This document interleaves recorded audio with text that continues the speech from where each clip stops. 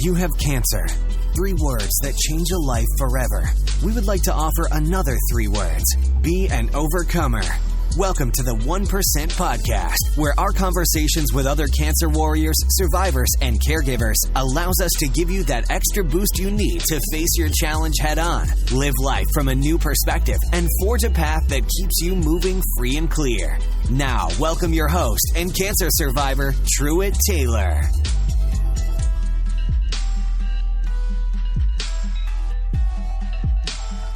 Welcome to today's episode of the 1% Podcast, the show where we interview young adults who are battling or surviving an unexpected cancer diagnosis.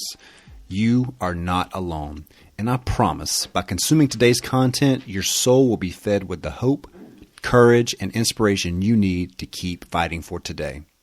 I'm excited to be on your journey with you today. If you haven't done so already, be sure to head over to 1percentpodcast.com to sign up for our email list to see the latest news and updates for all our guests on the show. You can also check us out on Instagram, Facebook, and Twitter at 1% Podcasts.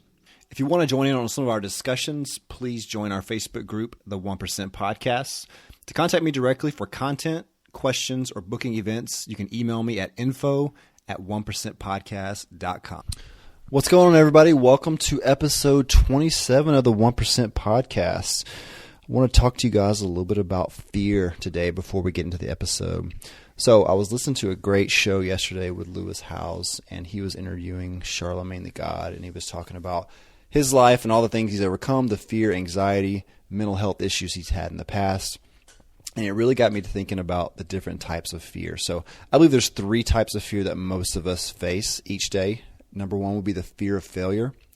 Number 2, the fear of success. And number 3, the fear of judgment. Now, each one of these fears can be driven back to something that maybe happened in our childhood, a traumatic event, being criticized, something along those lines that's really established that fear in our lives.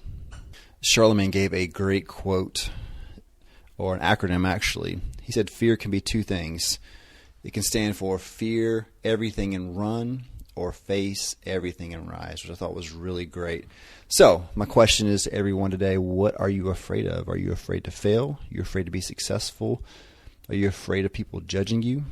Think about why you're afraid of those things. Love to have a discussion with you.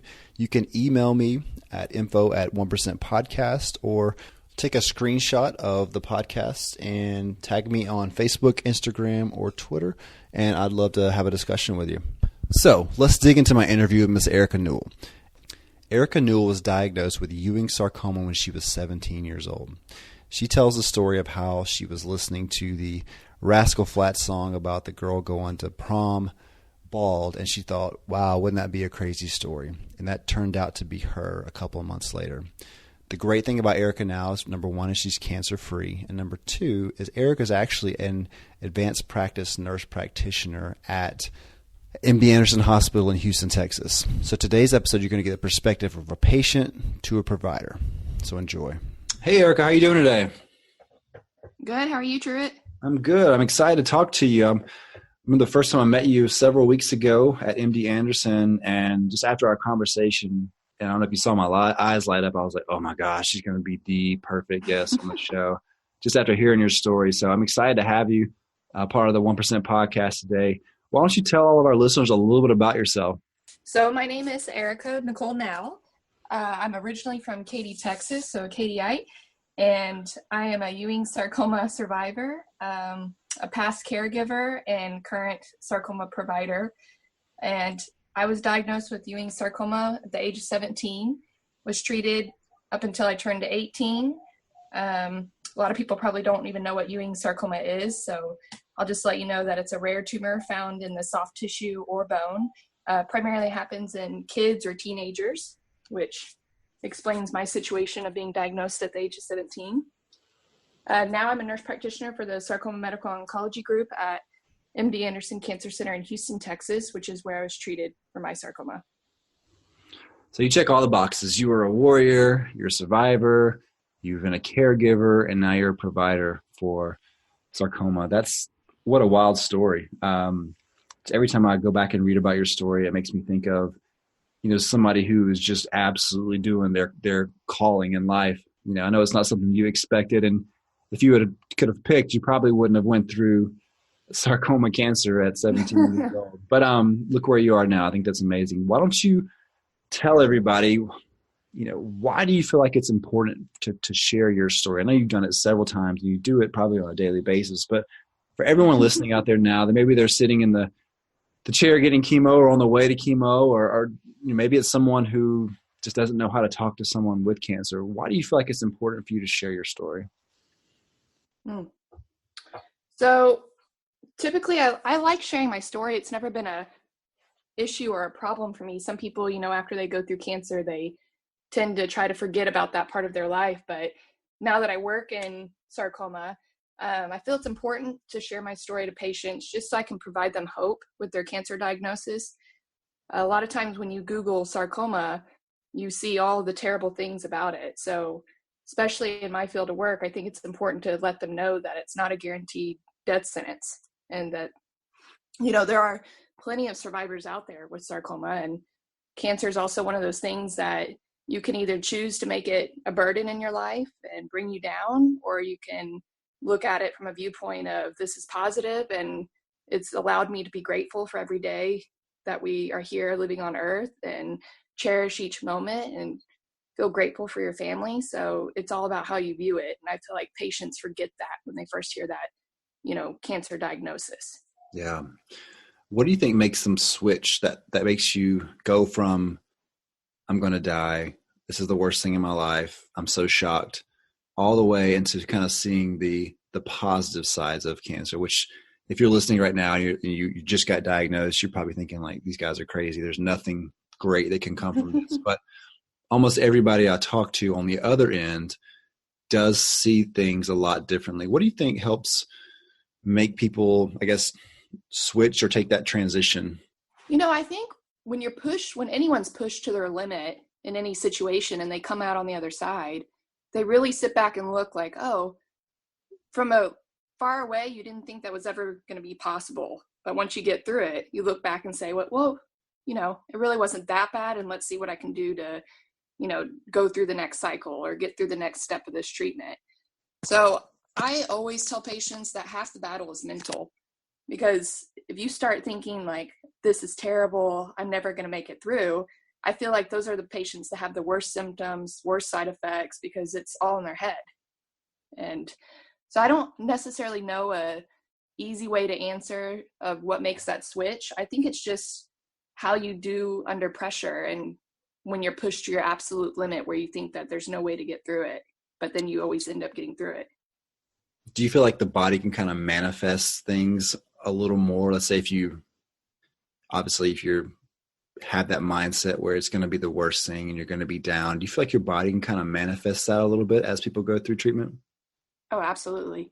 The body and the mind can play tricks on you. I definitely had many times of, feeling like I wanted to give up. And I think at the time I was 17 through one of my treatments, I even told my mom, like, no, we're quitting chemo. And I'm under the age of 18. So at that point, I didn't really have a choice. So she said, nope, keep going. So, but it definitely plays tricks on you. It definitely makes you feel like, you're weak, you can't get through it. But that's just when you got to come back with the punch and make it through just that one day. It's Absolutely. Not let's get to the end of the week. It's just, let's get through this one day. Yeah. So why don't you share with everyone what your life was like prior to your diagnosis? Here you are, 17. What was your childhood like and early adulthood, high school? You're going through all the normal things, I'm assuming, that people go through in high school. What was your life like? Sure. So I think I was pretty much like any other teenager trying to figure out life. Getting in a fight with a friend was a huge deal, or breaking up with a boyfriend, you felt like the world was ending. You kind of look back on those days and laugh. But no, in high school, I was active on the swim team. I was a Girl Scout till I was a junior in high school. Started out as a brownie when I was real little and sold plenty of Girl Scout cookies. I love to spend time outdoors, go hiking, run with my friends, just kind of hang out and shop, spend too much money. Let's see, what else did I do in high school? It wasn't that long ago, so quit acting like it's been so long. Feels like it was forever ago. I recently celebrated my 10-year reunion, and I felt like that was a big milestone for me.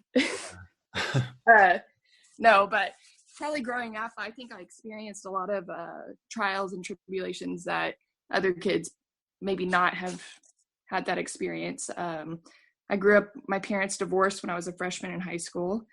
Let's see, I had a best friend that was in Girl Scouts with me up until we were juniors, and she unexpectedly passed away at the end of a drill team practice at school. So that was quite shocking for us.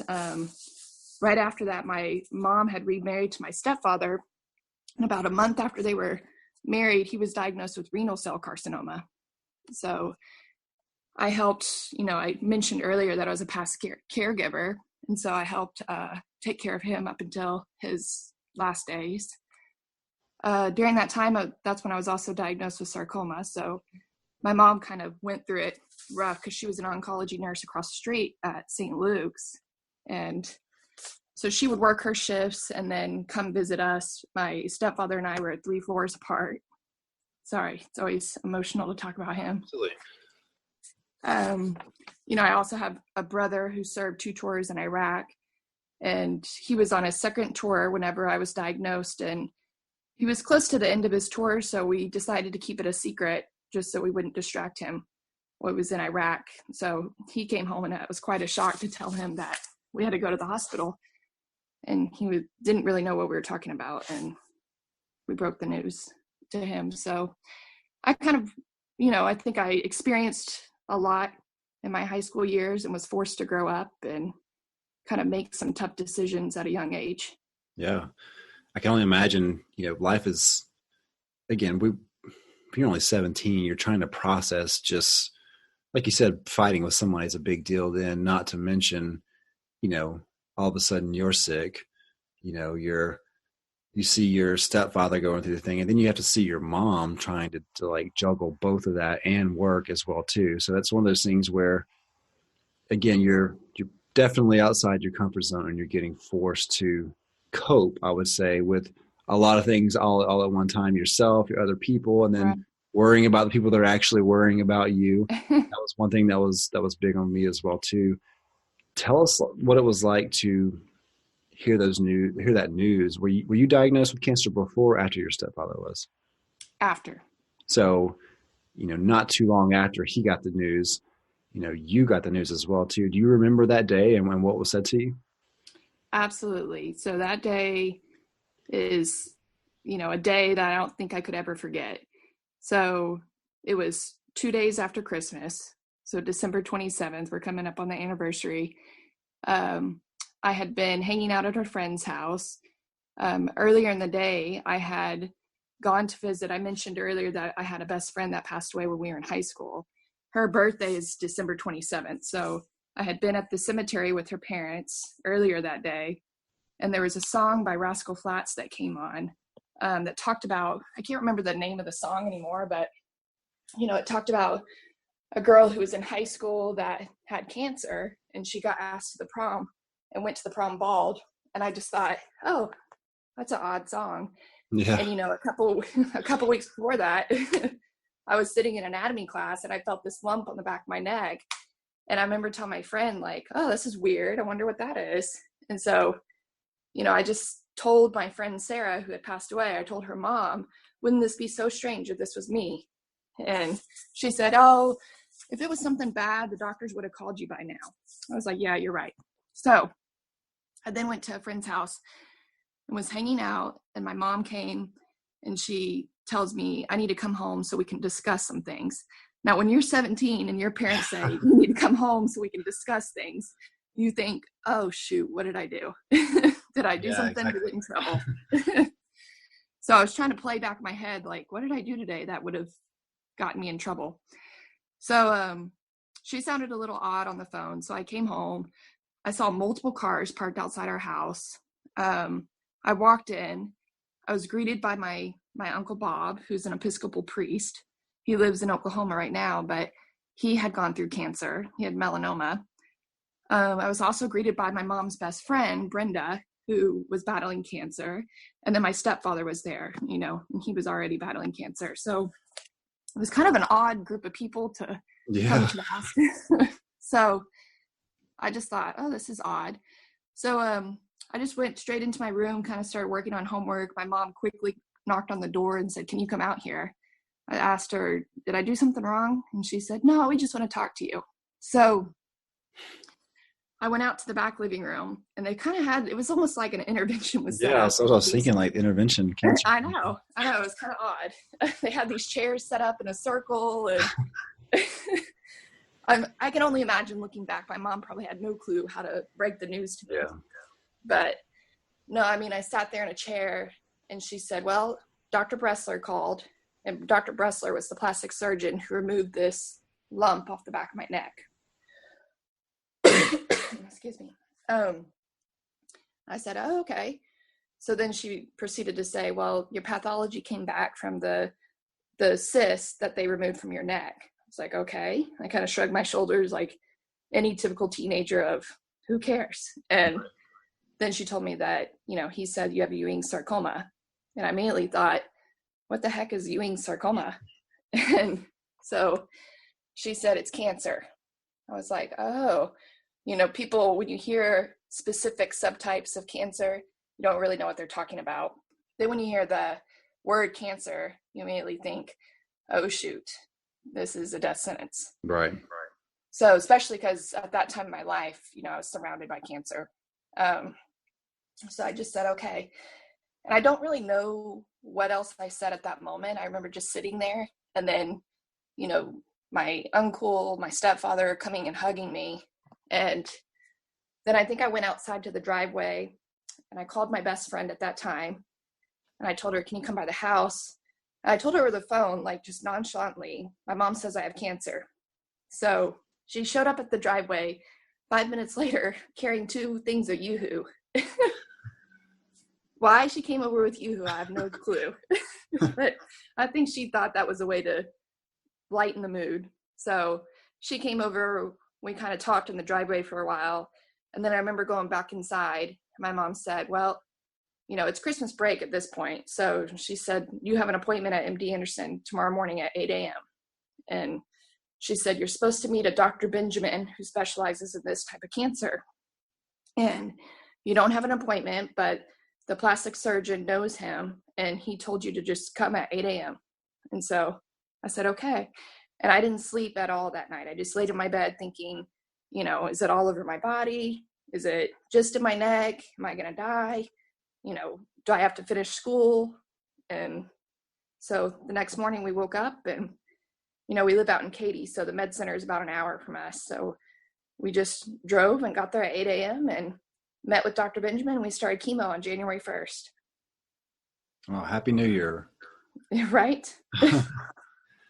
So tell us a little bit about your treatment. So, and, I know you described Ewing sarcoma a little bit earlier, but what is that actually doing to your body, and what kind of treatment do you need for that? Sure. So sarcoma is different from your typical, lung cancer, colon cancer, breast cancer. Those are cancers of different organs that are lined. Sarcoma comes from a mesenchymal cell. There's about 50 different subtypes of sarcoma. Within the cancer population, sarcoma makes up less than 1% of all cancers. So it's pretty rare. Ewing sarcoma in particular is more of the children and adolescent age. And like I said earlier, it can affect soft tissue or bone. Mine in particular was in the soft tissue of the back of my neck. The most, common treatment for it is chemotherapy and surgery. In some cases, they do treat it with radiation as well. So some people do receive all 3 modalities of treatment. Mine, I was treated with 6 cycles of chemotherapy. And with that chemotherapy, it consisted of vincristine, doxorubicin, and ifosfamide. So it's typical for sarcoma to be treated with those 3 drugs. They do it a little bit different in the pediatric population. And then for me, I got 6 cycles up front. That was brutal. So I think I experienced, you have some people who can just cruise through chemotherapy like it's water. And then you have other people on the opposite end of the spectrum who experience all of those nasty side effects that they tell you before you sign your consents. Right. I felt like that was me. So with those 6 cycles, I got severe nosebleeds to the point where I would need blood transfusions just from a nosebleed. And I got neutropenic fever, which is where your white count drops so low and then you develop an infection and a fever because you have no immune system. I think I experienced that with every cycle. I had severe nausea and vomiting. I think they added on about 5 different medications to help with the vomiting. And after the first cycle, they decided that they would just admit me to the hospital for each cycle. My 18th birthday was, I think, cycle 3 for me, and I developed neutropenic appendicitis. So was hospitalized on my birthday, and then couldn't eat for 3 days before surgery because my platelet count was too low, my white count was too low, I had no blood, so they couldn't take me to surgery for a while. So I had to wait for that. The chemotherapy can cause not only mucositis in your mouth, but it can cause irritation of the whole GI tract, which is what I experienced. The rectal irritation, severe hemorrhoids. It was terrible. I'm telling you. I thought after that first cycle, there's no way I can make it through 5 more of these. Yeah, that's wild. Yeah. But after I completed the 6 cycles, I then went under a 6-hour surgery to reconstruct the posterior neck and take out the tumor. So thankfully, the chemo that they gave me, even though it put me through hell, it killed the tumor 100%. And so when they took out all the tissue in the back of my neck, there was no viable tumor left. So after that, they didn't feel the need to proceed with any more chemotherapy at that point. So you went through 6 cycles. Was a cycle every 2 weeks, or how are the cycles for sarcoma? Sure. So a cycle for sarcoma is every 21 days, so every 3 weeks. Every 3 weeks. And then the chemotherapy that I received, I got it for 5 days in a row, and then would have about a little over 2 weeks to recover. Man. So I know when I was going through chemo, was it one of those things as you continue to go through it, it gets worse, it kind of builds up more and you have less good days before it's time to get chemo again? Absolutely. So there's definitely a cumulative effect with each cycle. So not necessarily nausea and vomiting aspect, but the fatigue, your blood counts take longer time to recover as each cycle goes on.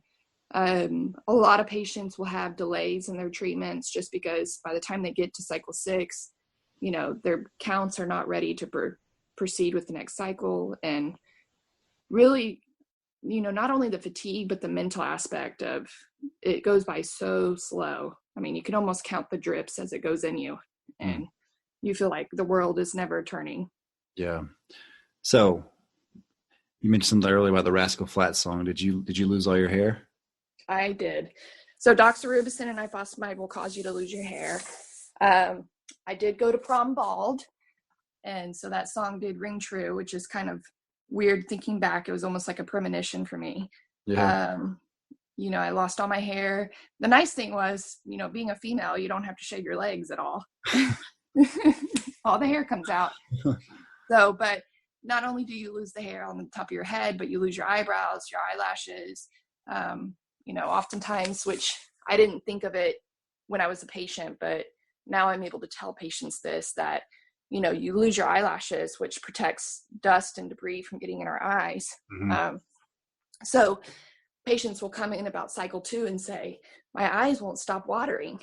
And they think they have a allergic reaction, or they think that they're getting sick with something. And I just say, no, you don't have any eyelashes left. So it's natural, or their nose will keep running, and it's because you lose all the nose hairs. So we've got all the physical side effects. So you're obviously feeling terrible at this time. You're going through this, and for those that are listening at this moment that may be stuck in the cycle, you can probably relate to what Erica's saying right now. Let's talk about the stuff that no one really talks about that much, because it's easier to treat the physical side effects lots of times, but if we think about the mental and emotional side of everything, like what does that do to a 17, 18-year-old to be so sick and to lose all of your hair and to be around all of your friends? What does that feel like mentally and emotionally? It's pretty rough. It was definitely some of the lowest moments I had ever had in life.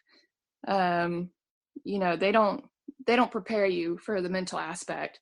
When you sign consents for chemo, everything's physical. Mm-hmm. You've asked me on the questions of what would be my lowest moment. Honestly, I didn't have just one low moment. I had several. So mentally, it breaks you down. One day you're a normal teenager, and the next day you're stuck in a hospital, and you think you have all these great, amazing friends, but to be honest, they're 17 too. They don't know how to react to a friend with cancer. Yeah. So it kind of brings you down. You realize that even though you got a lot of friends and family, you start feeling very isolated and, very alone. You start questioning everything in your head of why me? Why would God choose this and as my path? And, I did have several instances of telling my mom that, I'd rather just die and stop the suffering. Because not only do you suffer physically, but I'm telling you, the mental, it's a challenge, especially at that age. You're already trying to figure out who you are and what you want to do in the world. And you've got this huge setback. At the same time, I was dealing with my stepfather being treated too. So there was a lot of emotion there, a lot of raw vulnerability. A lot of times, which I can see it now in the young patients that we treat. You don't really know how to ask for help. Mm-hmm. You don't know how to speak up and say, I can't do this. And so you can see depression kind of through your patient's eyes, which allows me to say, look, I know what you're going through. Let me help you. Let me give you some resources to go to. Because at that time, I didn't have any. And so I had a lot of days of just crying and not knowing how to handle things and just kind of wishing that it would all be over. So if you could go back and speak to your 17-year-old self today, what would you tell yourself? Probably that, it's going to be okay, and to not think too far into the future. Just get up, get dressed for the day, and make it through that day. Not even through that day, just get through the hour and then move on. Don't overthink things. Don't think too much into things. Treat the symptoms. Don't try to be, the strong, courageous person of, oh, I don't need to take this medicine because, I can handle it. But just, I think just don't look too far ahead. Why do you think that's important, not looking too far ahead? Because it's exhausting to think about. If you start thinking about the days of, okay, each cycle's 21 days. This day is really rough. I've got 20 days left of this cycle, and then I've got 5 more to go. Like, there's no way you can mentally get through it if you think that way. It's challenging. It's not a walk in the park. And, I try to prepare our patients the best that we can to let them know that you'll have good days, but you'll actually have some really bad days. And just getting through those bad days so that you can look forward to the good days is what's important. So what kind of things did you do along the way that really helped you manage some of the maybe mental, emotional, and physical side effects that you were having? I tried to live a normal life still. I went to my high school to still eat lunch with my friends. That was a little bit, I don't know if that was the right decision, just because, I'd have to go with a mask on, and I was bald, and I wasn't one who really enjoyed wearing wigs because they were hot and itchy. And so I went bald, and you got a lot of people that would stare at you. But I think at that same time, you're just trying to, get through it, and you don't really care what people are thinking, but you still want to be normal. So I would still go to, practice outside and try to run with all the other kids. And they would kind of stare at me like, are you sure you can be doing this? But right. If you fall down, you're going to immediately die or something. Right. You know, I still tried to go to the parties with my friends and enjoy life. That was back in the day when, you know, it was cool to have a portable DVD player. So I think I watched all movies that came out that year just over and over. I remember being hospitalized, and it must have been, I don't know if it was March Madness or what, but on TNT at night, if it's 2 a.m, which chemotherapy can cause insomnia, all they play is basketball. And I remember watching basketball thinking, God, this sport's so boring, which is funny because now I'm married to a basketball coach. And yeah, so I just tried to do normal things and hang out with my friends. I tried not to stay isolated because that's when I figured out that's, you know, when I would have my worst days of saying, why me? And feeling pity and sorry for myself and crying to my mom. And, you know, she didn't know what to say because, I mean, no one really knows what to say during those times. Yeah. They kind of give you a pat on the back and say, I'm sorry. Yeah, it's one of those things that no one can really deal with it for you. You know, people can help you along the way and encourage you and motivate you. And, you know, you said something earlier, and I've experienced this as well. And I've had a lot of people say the same thing, that some of your friends just kind of ditch you a little bit because they don't know how to deal with it. And I think now, looking back, like if the people that do that seem to, you know, maybe they're having a hard time processing themselves, and the thought of being around you if the worst thing happened just would kind of ruin them in a way. And it really upset me, I think, at first when it happened, because it's people that, you know, that you were super close to, and all of a sudden you get cancer and they are just gone. And I don't know about you, but I took it personal, like, wait a minute, you should be here for me more than you've ever have in your entire life. But all of a sudden now you're not even around. And it bothered me at that point. But now when I look back at it, like, I think that's going to happen for sure. Mm-hmm. So if you're listening right now and you've lost people along the way, like I would say don't take it personal, because everybody deals with things differently. And obviously you should be the primary focus. But if someone can't deal with it the correct way, life's going to be hard enough as you go through your treatments. You don't want that person around you anyways, if they don't know how to process their own emotions and stuff. But so you finished all of your, you know, all your different rounds of treatments and stuff. And where did life start becoming normal again once you were done with treatment, and how'd that lead into your career choice now? Sure. So I always knew I wanted to do something in the medical field. My mom has been a nurse my entire life, and she worked in oncology for several years. After I finished treatment and my stepfather passed away from his renal cell carcinoma, she took a step back and exited the oncology world and kind of took a break from work. At that point, I initially thought I wanted to become a physician. And so I started at Texas A&M and did some pre-med classes. Then I did a internship with a nurse practitioner at MD Anderson one summer, and decided, I really liked the aspect of having that nursing side, but also still being able to provide insight. And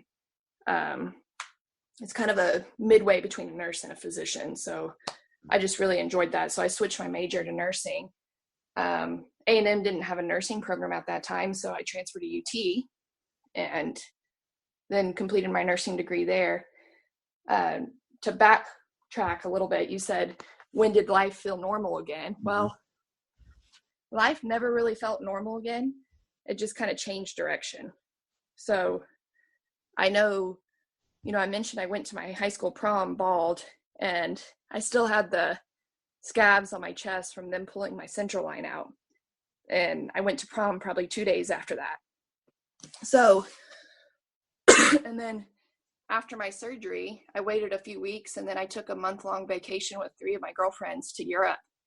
And so I kind of just forced myself to get back to a normal life, but it wasn't really normal as what I remembered it being. So after that is when I decided, like, okay, I'll start college and I'll pursue my dreams of the medical field. After I graduated from UT, I took a job in Brownwood, Texas. I had met my now husband at UT.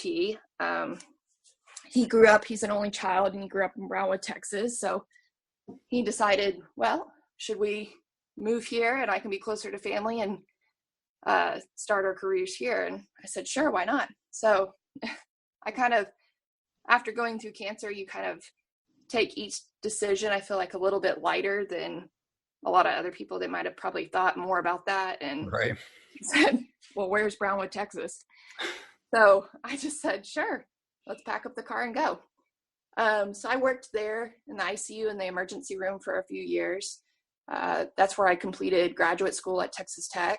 And then I got an offer to come work back in the sarcoma center at MD Anderson after I graduated. And I took that offer and I've run with it. Yeah. How cool is that you were once a patient at a hospital and then you're back working in the same way? That's such a, I don't want to say the loop's closed because you're still so young and you have so much left to do in life, but what a cool way to have someone who's experienced it firsthand. And that's kind of the people that you want to be around, right? I'm sure a lot of your patients, can connect with you in a way that they can't connect with a lot of other people because you've been their age or younger and have sat in that chair and know exactly what it feels like. What do you think that does to the patients to be able to connect with somebody who's lived that life before and who's seen, where you are now and what you're doing and that you're still alive and there's hope on the other end? I think you hit the nail on the head that it provides them hope. So, I've worked with my physician now, Dr. Deshka Rujo, for 3 years. And with each new patient that we meet, whether they're young, old, not receiving treatment or metastatic disease, she always makes it a point, which I appreciate, to mention to the patients that I also had sarcoma. And while it's not easy, it's doable. It's possible to come out on the other end. Even if they have metastatic disease, I think it's nice for them to hear because they know that, I can relate to them and provide them insight on how to control some symptoms or how to get through those rough days. And maybe hopefully make an impact enough to allow them to have a more, I wouldn't say enjoyable, but more, I don't know what the right word to use. Not easier either, but a more understanding ability to relate to them and get them through their treatment. Yeah. I think just you being there, that would give me hope for sure. Like, okay, well, she got through this and, everybody I hear about on the internet didn't, you know what I mean? You know how that goes, right? Did you Google everything that was supposed to happen to you whenever you were going? I did not. My mom did, and she She told me that was a bad mistake to do. That was a wrong thing to do. Don't Google anything. Yeah. You're dying if you look at Google. Just put that out there. So don't go that route. So Right. You got to have reputable resources to go to with these things. I'm part of several organizations now, and that's something I always bring up is patients are going to Google. It's just in our natural history, our instinct to type it into Google and see what we find. Yeah. And if you do that, you will, I think, be worse off than what you already are mentally, because you think the worst and because you read the worst. So with that being said, I always try to mention in these groups and these meetings that if we're going to post articles about sarcoma, we need to make sure that they're factual, that they're reliable, and that they're coming from sarcoma experts. So being a provider in the healthcare field right now, why don't you give some of our listeners maybe some products or websites or maybe some of the groups that you're a part of, just some resources to help them cope with their disease or the side effects or the emotional side, or give them some resources so they can immediately run to this as they finish up the podcast.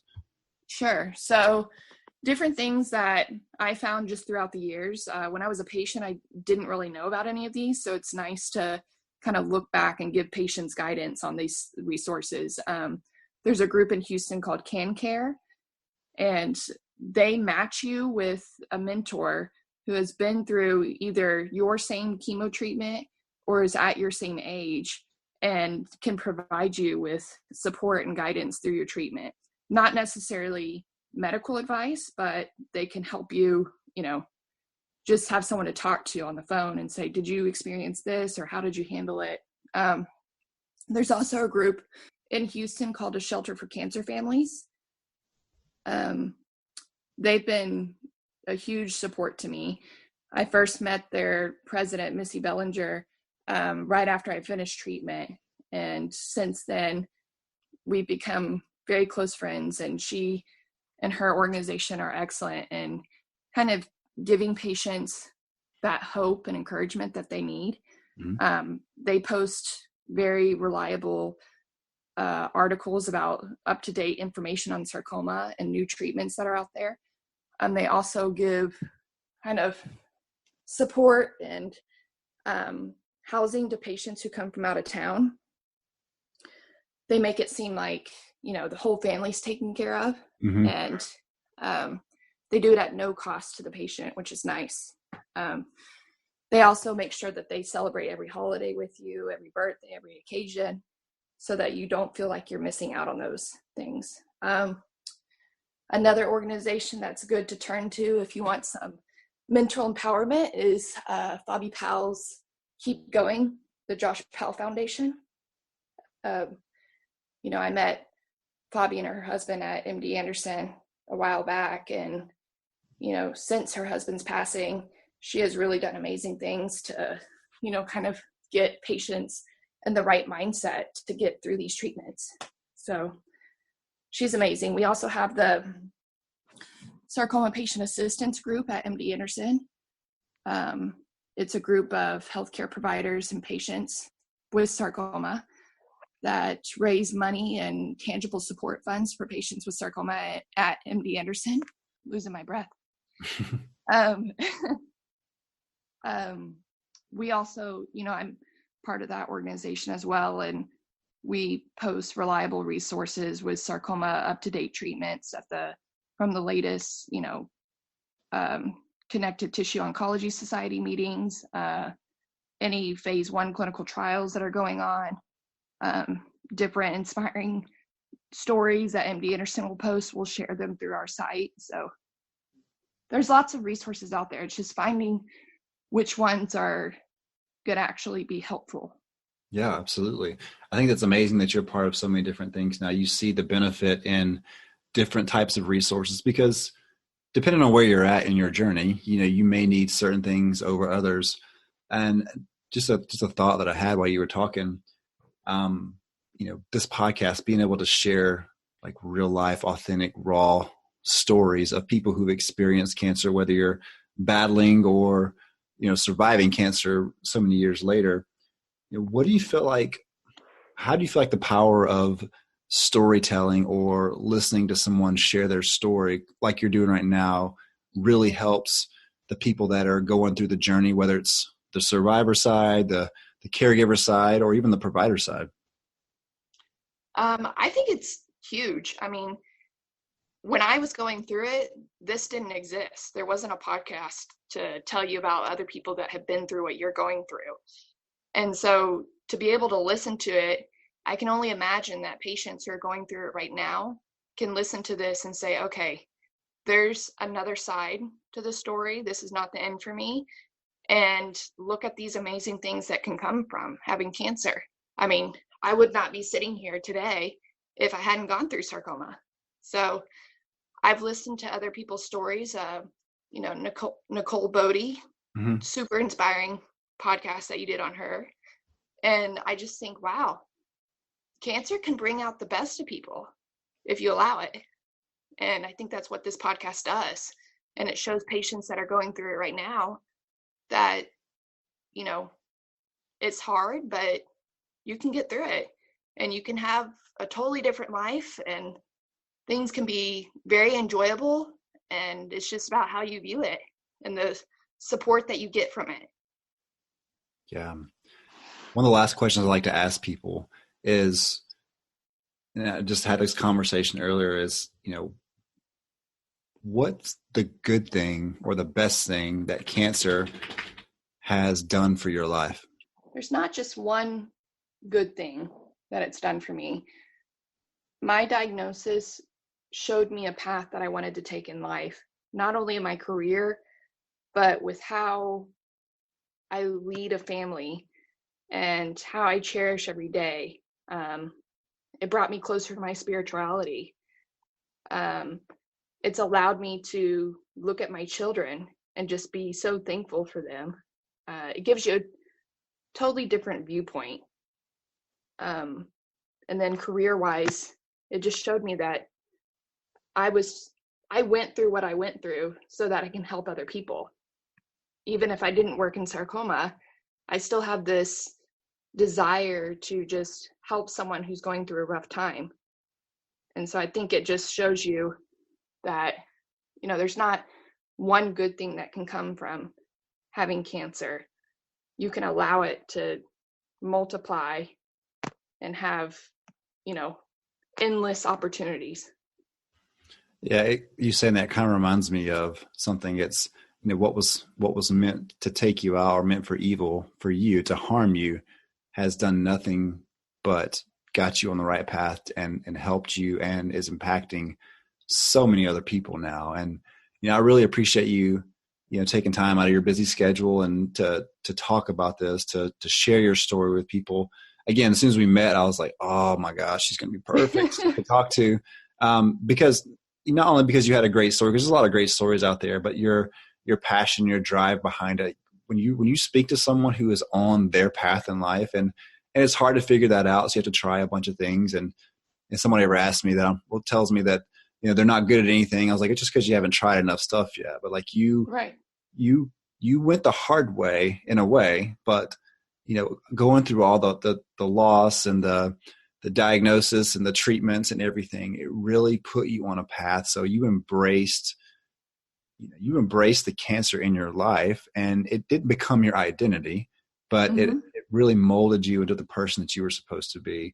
And I know that's something that's hard to think about whenever you're experiencing the worst side. And sometimes when you're experiencing all the side effects, you don't really care about all the great that's going to come in the future because you're so miserable at the moment. But when you have that moment of clarity, you can take a step back, really listen to things that Erica was talking about today, and think about what your life is going to be like on the other side of this. And, I know just as well as you do, seeing this every day, that, whether it's now or whether it's after you're gone, you're eventually going to be cancer free. And the time that you have here, make it intentional with your family, with your friends.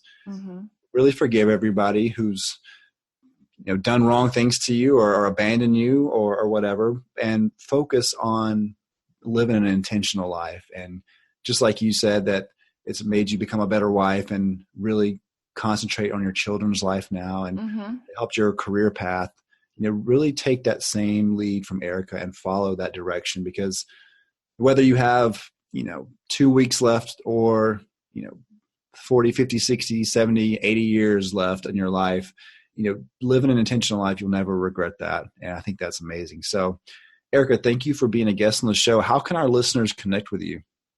Absolutely. Thank you for having me. Anyone can connect with me on Facebook. My profile is public, so I welcome all friend requests so that they can follow my sarcoma journey. They can also find me on Twitter, or the Sarcoma Patient Assistance Group via Facebook and on Twitter as well. I'm also part of several organizations that they can email me through, with a shelter for cancer families. Like I said, the Sarcoma Patient Assistance Group at MD Anderson, or if they're ever at MD Anderson and just need someone to talk to, I am always there on the 9th floor in the main building. And I'm, welcome anyone to just come up in the lobby and come find me, and I'm happy to come out and talk to them. She's being honest, because that's exactly what I did. I didn't know you before I met you, and you were willing to stop what you were doing and take time to chat with me. So I really appreciate that. It's, the divine intervention of everything is so amazing, and just lets us know how big things are, how much bigger they are than just us. So I'm super excited to have met you, and I'm glad to share your story. So just search for Ms. Erica Nowell. She's a nurse practitioner at MD Anderson Hospital. I should be glad to connect with you. So Erica, again, I appreciate it. And I thank you for being a guest on the 1% podcast. Thank you so much for having me. I really appreciate it, and continue to do amazing things. We appreciate you spending time with us on today's episode and encourage you to continue the conversation to help you keep pushing forward.